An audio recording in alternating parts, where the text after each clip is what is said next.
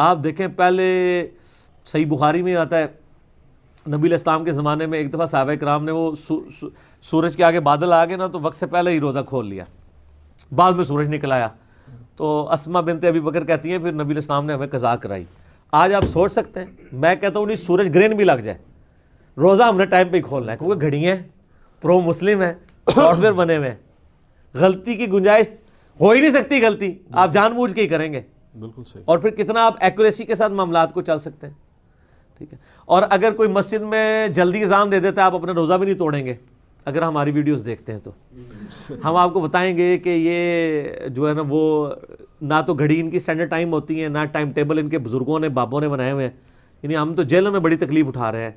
اب اللہ کا شکر ہے جیل میں کچھ اہل حدیث کی مسجدوں میں نا وہ ڈیجیٹل واچ آئی ہیں، تو ان کو اپنے بزرگوں کی غلطیاں ہائی لائٹ ہو گئی ہیں۔ پہلے ہم بتاتے تھے کہ آپ کے عصر کے ٹائم میں بھی 15 سے 20 منٹ جلدی آپ داخل کر لیتے ہیں،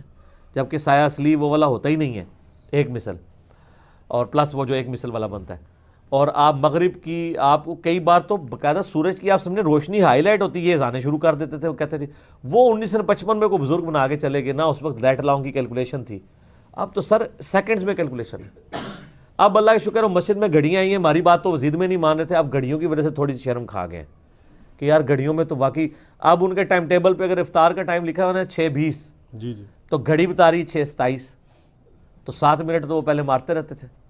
حالانکہ میں نے ان کو دارالاسلام کے بھی ٹیبل لا کے دیے کہ دارالاسلام تو اہل حدیث کا انٹرنیشنل ادارہ ہے، ان کے آپ ٹائم ٹیبل دیکھ لیں، اس میں سے ہی آپ کے 7-8 منٹ کا فرق نکلتا ہے، اور ان کا ٹائم ٹیبل وہ گھڑیوں کے ڈیجیٹل واچ کے مطابق ٹھیک ہے۔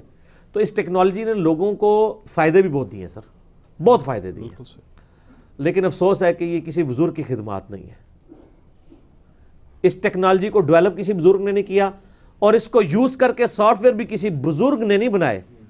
عام لوگوں نے بنایا۔ آپ پتہ پرو مسلم کس نے بنایا؟ ایک کرسچن لڑکے نے، جی کمائی کے لیے، اچھا جی کروڑوں ڈالر کما چکے وہ، $1 بھی اگر آپ اس کو انسٹال کرنے کا دیں تو کہاں سے کہاں آ جاتی۔ یہ کرسچن لڑکے نے بنایا ہوا ہے سر پرو مسلم جو ہے، لیکن ظاہر ہے گورے 2 نمبری تو نہیں کرتے، جو چیز تھی وہ انہوں نے اس طریقے سے پیش کی۔ یہ تو ہمارا ہوتا ہے نا کہ جی وہ دودھ کے اوپر 10 چیزیں لکھی ہوئی ہوتی ہیں اور اس میں ہوتی 20 ہے، لیکن وہ 10 نہیں ہوتی جو لکھی ہوئی ہوتی ہیں، تو لیکن ادھر اس طرح نہیں ہوتا،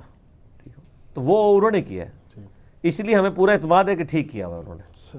اور ویسے پاکستان میں بھی کراچی یونیورسٹی کے اسٹوڈنٹس ہیں، انہوں نے بھی سافٹ ویئر ڈیولپ کیا ہوا ہے، اب تو اتنا کوئی مشکل کام نہیں رہا، 2 نمبری تو اس میں ہو ہی نہیں سکتی نا، اب تو پوری کیلکولیشنز ہیں جس کے ذریعے آپ ٹوائلٹ کا اینگل وہ 18 ڈگری کا سیٹ کر کے وہ سب کے سارے معاملات ہو سکتے ہیں۔ لیکن یہ بزرگوں کی معرفت کی باتیں یہ آپ لوگوں کو نہیں سمجھ آئیں گی، لیکن یہ بزرگ ہمارے والے یعنی جو پڑھے لکھے بزرگ ہیں، آپ والے نہیں۔